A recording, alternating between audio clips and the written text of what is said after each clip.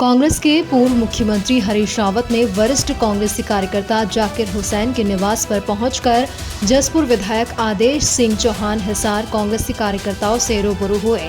जसपुर विधायक व कांग्रेसी कार्यकर्ताओं से करीब आधे घंटे तक गुफ्तगू की। जसपुर क्षेत्र के विषय में जानकारी हासिल की। कार्यकर्ताओं की मुलाकात के बाद मीडिया से रूबरू होते हुए कहा कि जब जब उत्तराखंड में विधानसभा चुनाव लड़ा तब उत्तराखंड प्रदेश में कांग्रेस की सरकार नहीं बन पाई, इसलिए अब मैं कांग्रेस पार्टी के हित में कठोर निर्णय लेते हुए पूर्ण किया है कि 2027 विधानसभा चुनाव में चुनाव नहीं लड़ूंगा और उत्तराखंड में पूर्ण बहुमत की सरकार कांग्रेस की आएगी, यह हरीश रावत का मानना है। कहा कि डबल इंजन की सरकार विफल नजर आ रही है, चाहे गैरसैंण में ग्रीष्मकाल विधानसभा सत्र चलने की बात हो या जनता की सुरक्षा की, सब कुछ पूरी तरह से विफल नजर आ रहा है।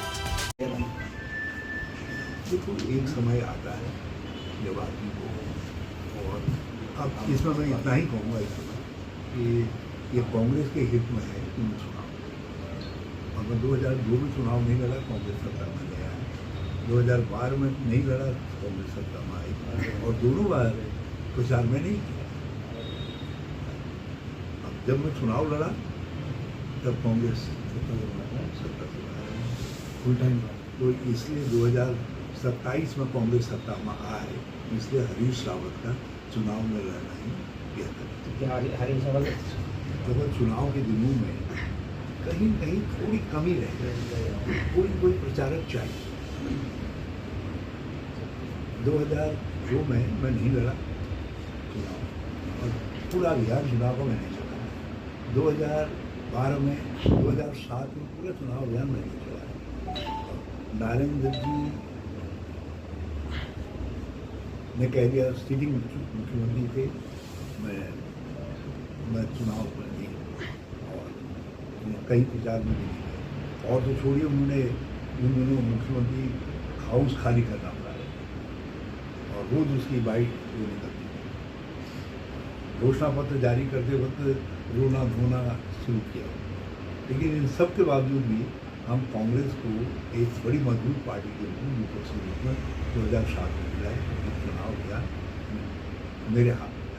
2012 में पीसीसी प्रेसिडेंट अपने क्षेत्र में फंस गए और सीएलपी लीडर अपने क्षेत्र में फंस गए, वो चुनाव के लिए नहीं थे।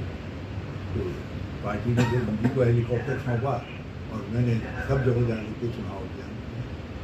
और चुनाव अभियान में आने नहीं जाने का इतना फर्क पड़ता है कि हम 2002 में कांग्रेस का उम्मीदवार आप यहाँ से जीत जाते, यदि मैं या नरेंद्र जी कोई उनके चुनाव प्रचार में यहाँ आगे होते नहीं आता, तो ये सब चीज़ें होती है।